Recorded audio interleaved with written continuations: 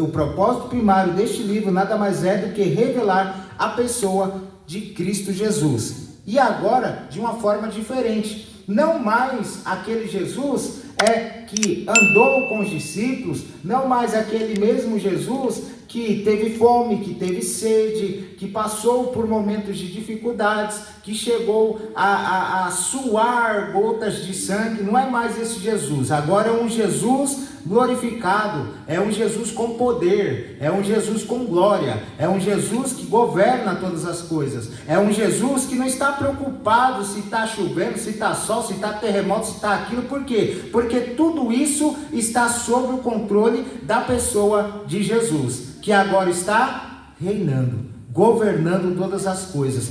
Tudo está acontecendo conforme a vontade de Jesus, ao qual aprove a Deus revelar agora. E daí nós vamos observar que esta mensagem ela é entregue a alguém, no qual o texto vai dizer aqui, que brevemente deve acontecer, e pelo seu anjo as enviou e as notificou. E qual que é o nome do anjo aí? Qual que é o nome do anjo aí, irmãos? Tá aí, continua aí o texto. João. João agora é Jesus, ou seja, Deus está revelando a pessoa de Jesus para João, que é quem? Que é servo. Então aqui ele acaba enfatizando mais uma vez a questão que a revelação só é dada para aqueles que são servos, para aqueles que são seus. Então aqui nós começamos a perceber que trata-se de uma mensagem na qual ela é testificada a palavra de Deus e o testemunho de Jesus Cristo e de tudo o que tens visto. Então agora ele passa a ter uma visão de coisas maravilhosas, de coisas que ele jamais havia imaginado ver algum dia. E detalhe, quando alguém recebe uma carta importante, o primeiro propósito é saber de onde que vem essa carta. Quem que escreveu essa carta? Peraí, chegou uma carta aqui, deixa eu ver de quem que é, quem que está escrevendo para mim. Então a primeira coisa que nós percebemos aqui é que a pessoa, quem escreveu esta carta, nada mais é do que senão João, né? João que acaba escrevendo esta carta revelada de Deus, Deus revelando para João a pessoa de Jesus Cristo. E o que é interessante notar é que quando eu estava preparando este estudo, eu estava discorrendo o livro de Meyer Pearman, ele chega a fazer um comparativo, procurando mostrar que Gênesis nós encontramos o paraíso perdido, mas já em Apocalipse nós encontramos o paraíso recuperado. Ele chega a dizer também que a primeira cidade, a princípio, acabou sendo um fracasso, mas a segunda cidade, que são a dos redimidos, agora passa a ser algo de sucesso. Nós vamos ver que ele chega a dizer também que no Gênesis nós vemos o princípio da maldição, mas no Apocalipse não haverá mais maldição. Notamos também o casamento do primeiro Adão, já em Apocalipse o casamento do segundo Adão. Observamos também as primeiras lágrimas, as primeiras lágrimas que escorrem ali no Gênesis, mas também nós vamos ver que no Apocalipse nós vemos um Deus que enxugará dos teus olhos toda a lágrima. Nós conseguimos perceber também a entrada de Satanás lá em Gênesis, mas também nós conseguimos já em Apocalipse enxergar o julgamento de Satanás. Nós vamos ver que em Gênesis há a criação a criação antiga, mas já em Apocalipse nós vemos um novo céu, uma nova terra, coisas novas que estão sendo formadas. Eis que tudo já se passou e tudo se fez novo, E concluindo essa análise de Meyer Pearman, ele chega a dizer também que em Gênesis nós vemos a comunhão rompida, mas em Apocalipse nós vemos a comunhão restaurada, Então, basicamente, ele deduz que Apocalipse nada mais é do que a conclusão ou a consumação daquilo que nós vimos no começo de Gênesis, vai discorrendo toda a Bíblia, e é quando nós chegamos em Apocalipse, que é a consumação, a conclusão de tudo aquilo. Certa feita, um pregador também chegou a dizer que eu li a última página da Bíblia e tudo ficará bem, né? Ele chegou a usar essa expressão também. Então nós vamos observar que no Apocalipse nós vemos a consumação de tudo isso. Aí, quando nós começamos aqui a discorrer sobre o livro de Apocalipse, nós sabemos que Apocalipse significa revelação, assim como o texto já inicia dizendo, revelação de Jesus Cristo. A palavra Apocalipse, ela vem do grego apocalipsis, que quer dizer revelação, manifestação, descobrir aquilo que estava oculto, tirar o véu. Ou seja, nós vamos perceber que o livro não foi escrito para esconder a verdade, muito pelo contrário, foi para revelar a verdade de Deus. Enquanto muitos consideram o Apocalipse como se fosse um livro misterioso, impossível de compreender, Deus, em Apocalipse, ele procura se mostrar, ele procura nos ensinar, porque ele deseja se revelar a nós, ele deseja revelar os seus planos, ele deseja revelar tudo aquilo que ele deseja realizar através do seu povo, da sua igreja. E também, claro, daquele povo que foi escolhido, que é o povo de Israel. Então nós conseguimos ver pelo menos aí 3 segmentos, que são quem? O povo de Israel, nós conseguimos ver os gentios e conseguimos ver também a igreja. Então aqui nós vemos a atuação de Jesus em favor destes povos. E daí nós vamos ver que Deus, ele não quer que seus filhos caminhem em trevas espirituais, muito pelo contrário, ele quer, assim como diz lá em Salmo, que lâmpada para os meus pés é a tua palavra, e luz para o quê? Para os meus caminhos. Então o texto sagrado, ele já começa a mostrar que o propósito da palavra é iluminar, é esclarecer, é trazer à tona aquilo que está em oculto, aquilo que está escondido. E daí, quando nós chegamos no Apocalipse, no versículo 1, nós já vemos mencionar aqui o nome de João, como já foi lido, né? As enviou e as notificou a João, seu servo. Mas também nós vemos no versículo 4, que também vai enfatizar novamente a pessoa de João. João, as 7 igrejas que estão na Ásia, graça e paz seja convosco da parte daquele que é e que era e que há de vir, e dados dos 7 espíritos que estão diante do seu trono. Aí aqui eu já abro um ponto, né?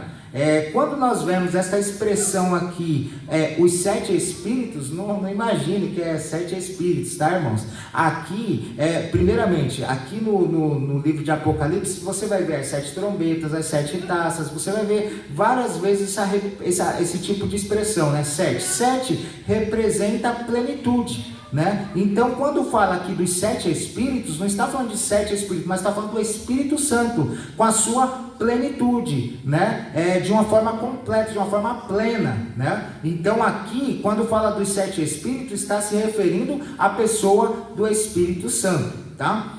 E daí, nós percebemos que o texto, ele vai reforçar, tanto no versículo 1, no versículo 4 e também no versículo 9, a pessoa que escreveu este livro, que é João. No versículo 9 nós voltamos a ver, eu, João, que também sou vosso irmão e companheiro na aflição. Então nós vimos tanto no versículo 1, no versículo 4, no versículo 9, quem foi que escreveu este livro, que é João, né? E que João é esse? Esse João é aquele mesmo João que é o discípulo amado. Esse João é o autor do Evangelho de João, é o autor das 3 epístolas de João. Este é o mesmo João, aquele que testemunhou a crucificação de Cristo, mas que também testemunhou a sua ressurreição. Então é este mesmo João que agora está discorrendo ou escrevendo a respeito da revelação de Jesus Cristo. E o que é interessante, o mesmo que viu Jesus ali, com um corpo sem aparência, sem formosura, como o texto de Isaías chega a dizer, né? Que olhando para ele, beleza alguma havia para que o desejássemos, né? E alguém já dirigiu esse versículo para mim, mas tudo bem. Né? Beleza alguma havia para que o desejássemos. né? Então, quando Isaías ele discorre sobre isso, está se referindo à pessoa de Jesus, quando ele está ali pendurado no madeiro, sem parecer, sem formosura, ensanguentado, já havia sofrido açoites, estava todo desfigurado. É esse mesmo Jesus que agora João ele tem o privilégio de ver, mas não mais sangrando, não mais desfigurado, não mais naquela situação horrenda, mas agora com um corpo glorioso, né? Com um corpo totalmente transformado, diferente. Aí eu imagino, né? Qualquer um de nós aqui, imagina só, pastor Anderson, né? Você encontra, né? Aquele que estava aqui antes vamos imaginar se de uma forma bem figurada, vamos trazer para a nossa realidade. Alguém que você passava ali na rua, não dava nada. Aí daqui a pouco o camarada, ele dá uma volta na vida dele e agora ele aparece logo com um poste aqui na frente da igreja. Aí, ô meu amigo, ô meu companheiro, lembra de mim, né? Infelizmente, nós vamos ver que tem pessoas que são assim, quando você está lá embaixo, não está nem aí para você, mas quando você está lá em cima, aí é amiga, é companheira, é tudo, né? Mas nós vamos ver que João, ele não toma essa postura. Muito pelo contrário, ele agora toma a posição de humildade. Quando ele vê esta revelação, ele cai aos pés como morto, né? Ele se prostra diante daquela revelação, diante da pessoa de Jesus. Quando ele vê, ele cai como morto ali. Ele não consegue querer se engrandecer. Esse aí é Jesus, andava comigo. Eu deitava a cabeça lá no peito dele. É esse aí, ó. Esse aí mexe comigo para você ver, viu? Não. Nós vamos ver que João ele não assume essa postura, muito pelo contrário, ele assume uma postura de humildade. Pois bem, agora João ele já está com seus 85, 95 anos aproximadamente. E João agora, ele recebe a missão de quê? De fazer um registro dessa última revelação bíblica a qual Deus dá a ele. E tem aqui uma curiosidade interessante, porque nós vamos notar que todos os apóstolos já haviam sido mortos. E mortos por quê? Pela causa do Evangelho. Eles já haviam sido perseguidos, já haviam sido mortos. Inclusive, nós vamos ver aqui no decorrer aqui da história, Paulo mesmo já tinha partido aqui, já tinha ido embora, né? João era o único sobrevivente aqui. E daí nós vamos ver que o homem que reclinou a cabeça sobre o peito, ele recebe essa visão agora do Cristo glorificado. E daí nós vamos perceber uma aplicação para as nossas vidas, que Deus usa pessoas que permanecem fiéis até o fim. Aí nós vamos notar que Deus também, ele não escolhe idade. Nunca foi impedimento para Deus para cumprir os seus propósitos. Quando ele quer fazer, ele simplesmente chega e faz. Pega o pequeno ou pega o grande, pega o novo, pega o velho, não importa. O que Deus quer fazer, simplesmente ele chega e faz. Porém, exige-se de nós fidelidade, né? E obediência para cumprirmos o seu propósito. E agora, dando uma observada no contexto histórico da perseguição romana, nós vamos perceber o seguinte, que foi justamente neste período onde Domiciano estava agora governando, ele que estava atuante agora em Roma. Nós vamos perceber que antes dele havia alguns outros imperadores, como Augusto, Tibério, Calígula, Cláudio, Nero. Inclusive Nero, quando a gente para ver a história, quem nunca vai se lembrar, né? De que ele chegou ali a tocar fogo em Roma, né? E cerca de 14 províncias ali que havia, 4 apenas que não foram atingidas pelo fogo. E justamente essas 4 era onde residia quem? Os cristãos. E daí foi o que deu um álibi para Nero, para que ele pudesse culpar quem? Os cristãos. Já havia a questão da perseguição contra os cristãos. E isso daí foi a faca e o queixo, né? Porque segundo alguns vão contar, talvez aí o propósito de Nero era tocar fogo em Roma com o objetivo de reconstruí-la da forma que ele queria. Ele queria fazer de uma outra forma, usar outras arquiteturas e etc. Então ele encontrou o que? Tocando fogo em Roma, ele poderia colocar em prática este plano, esta ação. E daí nós vamos ver que agora, chegando o imperador Domiciano, por volta, ele chegou a governar em torno de 81 a 96 depois de Cristo, né? Nós vamos ver que este Domiciano, ele acaba fazendo coisas piores até do que o próprio Nero. Nós vamos ver que, apesar de tudo, como todo bom governador, imperador, vamos assim dizer, nós vamos perceber que o seu governo centralizou o poder imperial, fortaleceu as suas finanças. Olha que coisa boa, né? Já pensou? Fortalecer as finanças, mas só que as finanças dele, fortaleceu as finanças, promoveu grandes obras públicas, ele não era que nem obra da prefeitura que deixava por fazer, não, fazia, concluía, né? Mas só que nós vamos ver também que ele chegou a enfrentar algumas oposições senatorial, ou seja, senadores se opuseram a ele, né? E daí, diante de tudo isso, terminou em uma conspiração e assassinato, que é quando termina aí o governo dele. E daí, nós vamos perceber que o Império Romano, ele estava dominando o mundo conhecido da época. Nós vamos observar que este governador, este imperador, melhor dizendo, ele agora acaba perseguindo os cristãos de forma mais intensa, de forma mais rígida, né? Nós vamos perceber que ele chegou a querer ser chamado de Dominus et Deus, que é o que? Senhor e Deus. Ele queria que os cristãos se prostrassem e reconhecessem ele como Deus. E por conta disso foi onde os cristãos tiveram mais resistência à pessoa dele. Então nós vamos notar que por conta dessa situação é que muitos foram presos, muitos foram torturados, expulsos e mortos, né? E por isso que nós vamos notar que a igreja da Ásia Menor, ela vivia sob forte pressão, sobre muitas dificuldades. Então agora você começa a perceber o porquê do livro de Apocalipse.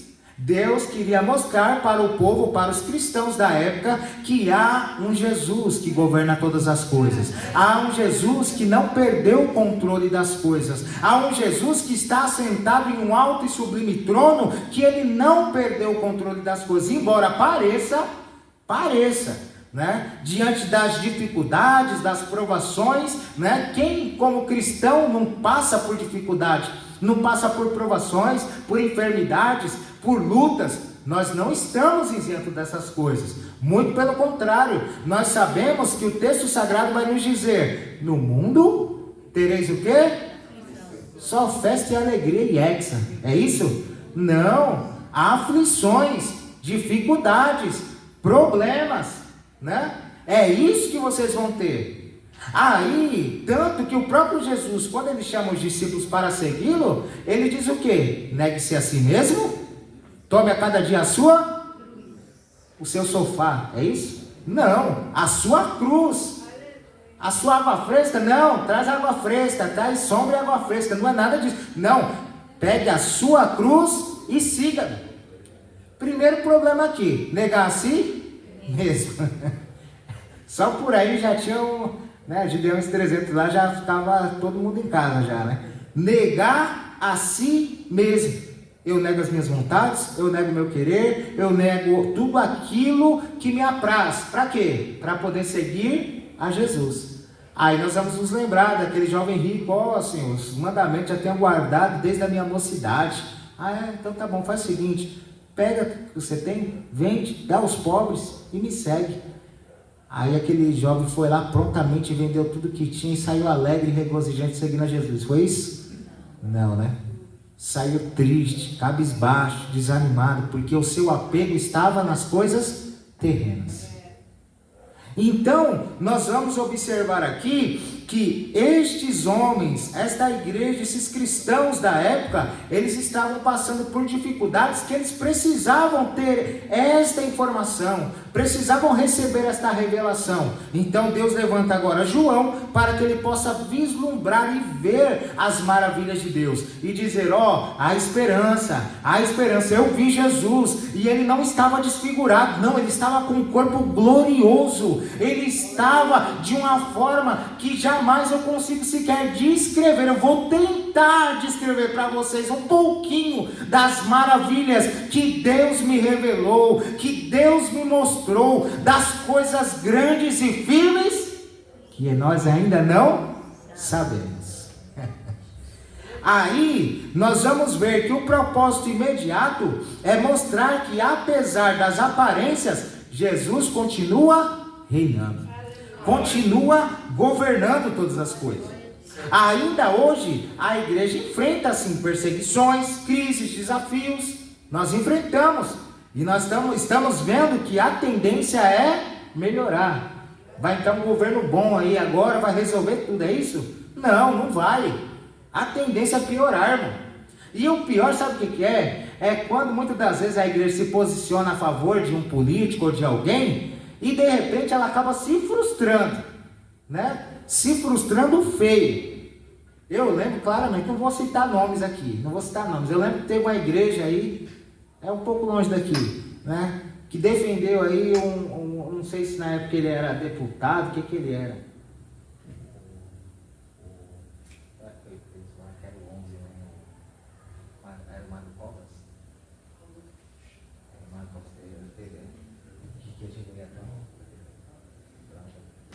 Então a igreja acabou levantando a bandeira de um político aí, e poucos dias depois, levou o político subiu a tribuna. Eu fico até triste, porque às vezes a gente vai lá na catedral, aí o pastor Anderson senta lá na galeria, eu até às vezes dou um toque pro pastor Anderson, não, senta aqui, né? Mas às vezes ninguém se importa se o pastor Anderson vai sentar lá na galeria, mas se sentar, se chegar uma autoridade, senta aqui do meu lado, né? Senta aqui, quer água de coco, né? Tudo, né? Aí passa alguns dias, o camarada está envolvido em roubo, está envolvido em tanta coisa, inclusive foi preso o camarada foi preso. Maluf, nome do cidadão, né? Foi preso. Poucos dias depois de ir numa igreja aí de nome. Não, mas eu não posso falar o nome da igreja, né? Não posso falar o nome da igreja, senão a gente está sendo filmado aqui, moço. Né? Pouco tempo depois, o camarada foi preso. Olha que coisa maravilhosa. E a igreja estava lá levantando bandeira, né? Então, nós temos que tomar cuidado com essas coisas. Não são eles que vão resolver os nossos problemas. A fé, a estrutura da igreja, a base da igreja está aqui. Já foi revelada. Apenas que são poucos que estão dispostos a abrir e descobrir a revelação. Por quê? Porque quem é servo mesmo recebe a revelação de Deus. Deus, ele dá esta revelação. Então a minha fé não tem que estar firmada em homens, mas tem que estar firmada no Filho do Homem. É nele que tem que estar firmada.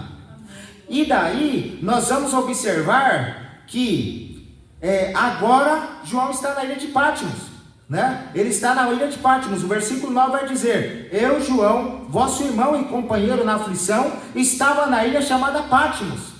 Patmos era uma pequena ilha rochosa no mar Egeu. Era utilizada para o governo romano como local de exílio para os criminosos. Eles deixavam lá e eles ficavam lá, esses criminosos, enfim, opositores políticos. Você está vendo alguma semelhança? Sim ou não? Não, né? Não tem semelhança nenhuma. Mudou o cenário, não é mais assim. Não tem mais esse negócio de oposição, política, manda prender. Não tem isso daí, não existe. Isso aí é conto de fada. Pois bem, João não estava ali por ter cometido um crime. Isso também não acontece hoje em dia. Pessoas inocentes sendo presas. Isso não acontece mais, graças a Deus. Posso ouvir um glória a Deus aí, irmãos? Amém. E os irmãos deram.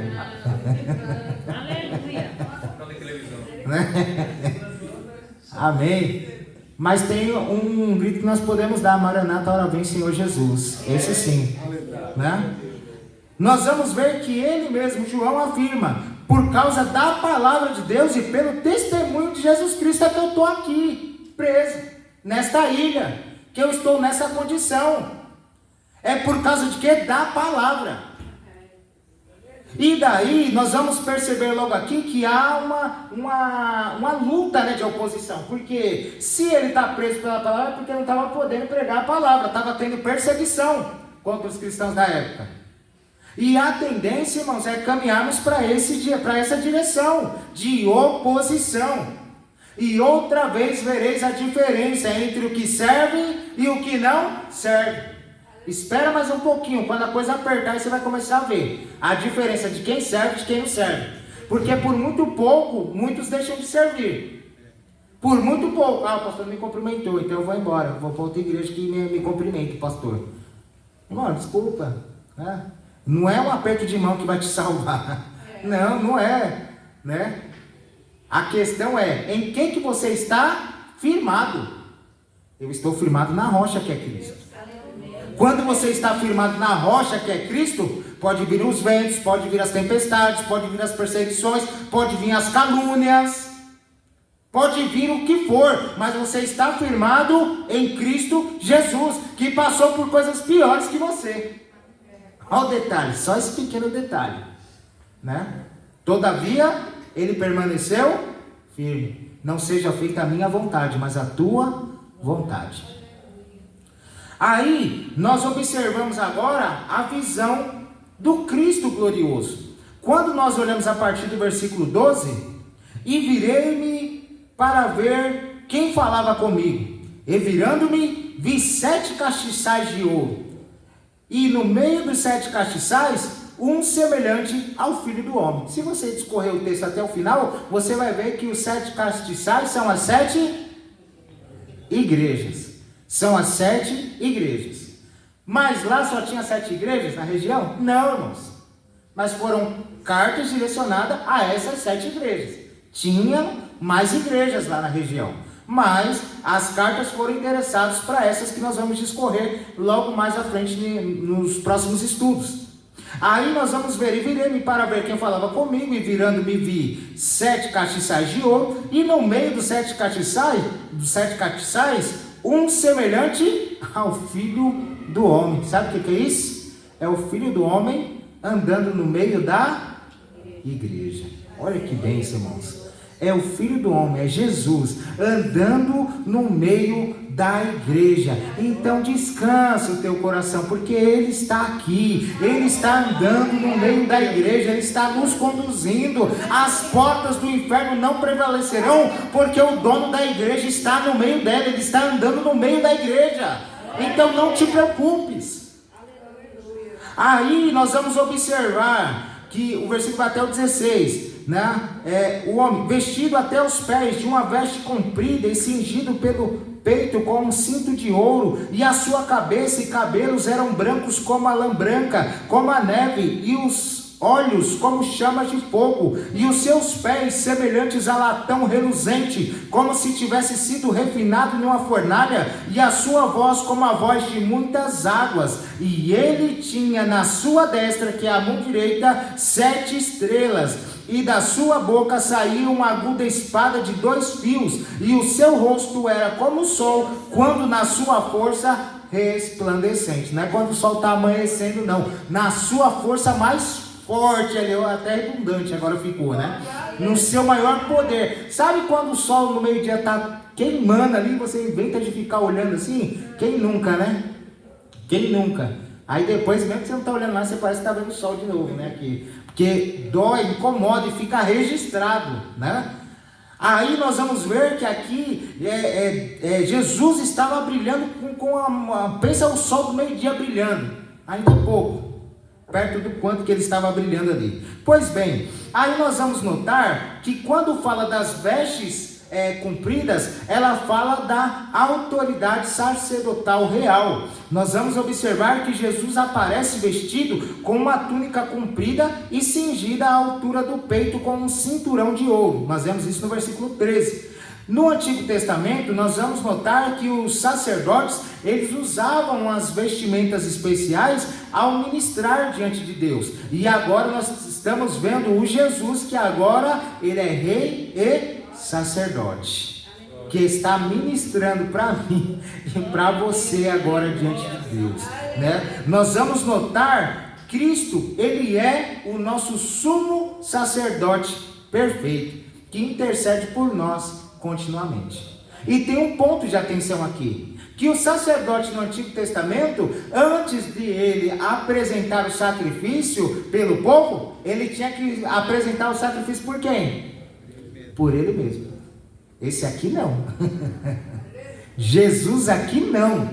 Ele só chega chegando e faz e pronto, né? Por quê? Porque Ele é santo, Ele é justo, Ele é puro, Ele não teve pecado, Ele não tem pecado. Então agora Ele, com autoridade, com a sua santidade, Ele apresenta o sacrifício de adoração de forma não mais como aquele sacerdote do Antigo Testamento, que primeiro apresentava um sacrifício por si, para depois apresentar um sacrifício pelo povo. E daí nós observamos que ele está agora como se fosse um advogado, julgando a minha e a tua causa, né? Assim como o próprio João chega a dizer, como mencionei anteriormente em outro momento, né? Ele diz: filhinhos, rogo-vos para que não pequeis, porém todavia se pecares, nós temos um advogado junto ao Pai, Jesus Cristo o justo. Ele julga justamente, Ele defende justamente, Ele peleja a nossa causa com justiça, e não com a justiça humana, que é falha, né? Hoje em dia parece que as leis são usadas para achar brecha, né? Infelizmente, é só para achar brecha, não é mais para fazer justiça. Infelizmente, é essa a impressão que às vezes nós temos, né? As leis hoje em dia parece que ela está mais para você encontrar brechas que te favoreçam, do que de fato ser julgada a sua causa com justiça. Aí, vamos correr aqui que as horas já se avançam, nós já estamos caminhando para o fim. Nós vamos ver também que vai falar dos seus cabelos brancos, que simbolizam a eternidade, a pureza e sabedoria. Não vou ficar me atendo muito, porque senão o tempo não permite. Nós vamos ver que os olhos, como chama de fogo, vai mostrar que nada está em oculto diante dos olhos dele. Nós vamos perceber que pés semelhantes ao bronze polido representa firmeza, representa santidade e julgamento um justo julgamento. Nós vamos ver a voz como voz de muitas águas, que o texto chega a dizer aqui, está falando de poder, de autoridade, de majestade, né? Quem nunca chegou perto de uma cachoeira e viu aquele barulho, né, que chama a atenção? De longe você já começa a ouvir. Agora imagina a voz de Jesus como o som de muitas águas. O texto sagrado lá em Salmos 46 diz: e ele levantou a sua voz e a terra o quê? Se derreteu. Rapaz, só no abrir da boca a terra já se derrete, né? Nós vamos observar também que vai falar das 7 estrelas em suas mãos, que representam os anjos da igreja, ou os pastores das 7 igrejas para as quais estavam sendo direcionadas as 7 cartas. Nós vamos observar também que vai falar da espada afiada, conforme nós lemos aqui, que representa a palavra de Deus, que julga e discerne bem tudo. E detalhe, nós muitas das vezes utilizamos o texto lá que se encontra, se não me falha a memória, em Hebreus, eu acho que em Hebreus, né, capítulo 4, se não me falha a memória, que vai falar que a palavra do nosso Deus ela é justa e eficaz e mais penetrante do que qualquer espada de 2 gumes, que penetra entre a divisão da alma e do espírito, das juntas e medulas, e é apta para discernir os pensamentos e intenções do coração. Quando fala que é uma espada de 2 gumes, ela corta de 2 lados, então ela separa bem tudo, o que é verdadeiro e o que é... A palavra está passando e está cortando e está separando tudo. Então, quando a palavra ela é pregada, ela é ministrada, que ela é a palavra de Deus, ela é poderosa para agir com todo este poder, com toda esta maravilha, separando bem tudo, jogando para lá o engano e trazendo a verdade à tona para os nossos corações. Aí o texto sagrado vai nos dizer: conhecereis a verdade, e a verdade vai fazer o quê? Vai te libertar. Vai te libertar, vai te transformar, vai lapidar a tua mente, o teu coração, a tua postura, a tua forma de ser vai ser mudada. Por quê? Porque a palavra, ela nos muda. Amém? Aí vai falar também sobre o rosto brilhando como o sol, que revela a glória divina de Jesus, né? E por fim aqui nós vamos observar que a reação de João ao contemplar tudo isso não é de se exaltar, de querer se engrandecer, mas o texto, versículo 17 vai dizer: quando ouvi, caí a seus pés como morto. Aí tem uma expressão que eu gosto de usar muito, né? Já vi um pregador usando, não lembro agora quem foi, mas eu gosto muito de usar essa expressão: não tem lugar mais alto para se estar, senão aos pés de Jesus. Olha que bênção, né? Enquanto alguns querem subir aqui na tribuna, não tem lugar mais alto do que estar lá no pé de Jesus, né? Está aos pés de Jesus, se derramando na presença dele. João havia conhecido Jesus como servo sofredor, mas agora ele consegue ver o Jesus com um corpo glorioso, com um corpo transformado. Ele consegue ver um Jesus com poder, com autoridade. Na sua coxa está escrito Rei dos Reis e Senhor dos Senhores. Nós vamos observar um Jesus que agora ele é visto como aquele que é o Alfa e que é o Ômega. Né? Nós sabemos que o alfa e o ômega são letras do alfabeto grego, no qual o alfa é a primeira letra e o ômega a última letra. Isso vai mostrar que ele é o princípio e ele é o fim. Ele é o criador, ele é o sustentador, ele é o consumador de todas as coisas. E daí nada começa sem ele. Aí é onde entra o texto que diz assim: porque dele e por ele e para ele são todas as coisas, glória pois a ele. Olha que bênção, irmãos. Quando nós adentramos a esta casa, reconhecendo que tudo que aqui é feito é para a glória dele, é para o louvor dele, é para o engrandecimento dele, você não vai ficar preocupado quem é que está cantando, quem é que está pregando, quem é que está regendo, quem é que está solando, quem é que está isso, quem é que está aquilo, porque tudo que está acontecendo aqui é direcionado para ele, é para a glória dele, é para a honra dele, é para que o nome dele seja glorificado. E que ato é este? É ato de gratidão. Gratidão de reconhecer a soberania de Deus nas nossas vidas, né? E não por aquilo que Ele me dá, mas por aquilo que Ele é. É aí que está a questão. Quando nós olhamos no Éden, Ele está presente.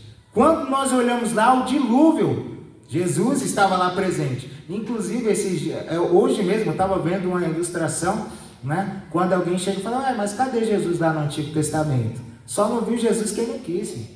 Só não viu Jesus quem nunca pegou para ler, para meditar. Porque Jesus está de Gênesis a Apocalipse, está do começo, está no fim. Ele é o alfa, ele é o ômega, ele é o princípio, ele é o fim. Ele está em toda a história, em todo o contexto. Até em livros que o nome dele não é citado, o nome de Deus, ele está lá no meio também agindo, ele está lá no meio atuando. Então, muitas das vezes, nós esperamos algum movimento grandioso para falar: Deus está aqui, olha lá, agora o fogo caiu aqui. Às vezes isso aí é só movimento.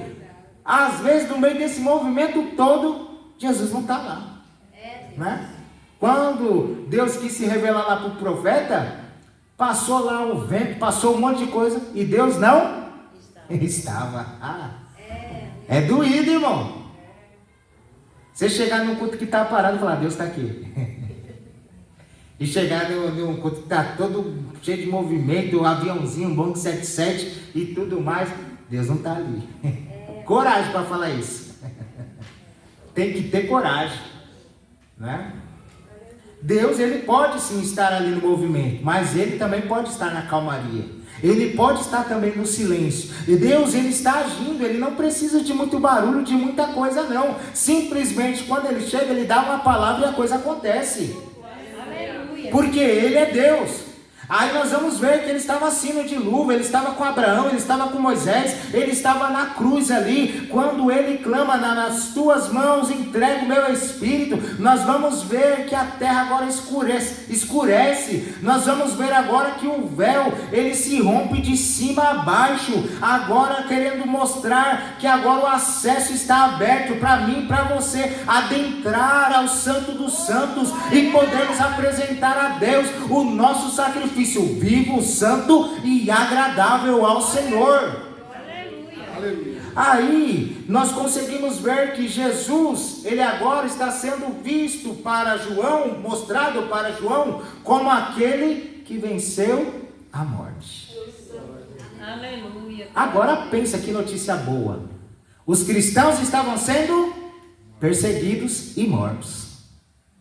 Estavam sofrendo por amor ao Evangelho. Estavam padecendo, e agora João chega com a mensagem: ele vive, ele reina, ele governa todas as coisas. descansa. Talvez na mente dos cristãos da época, o que será agora da igreja?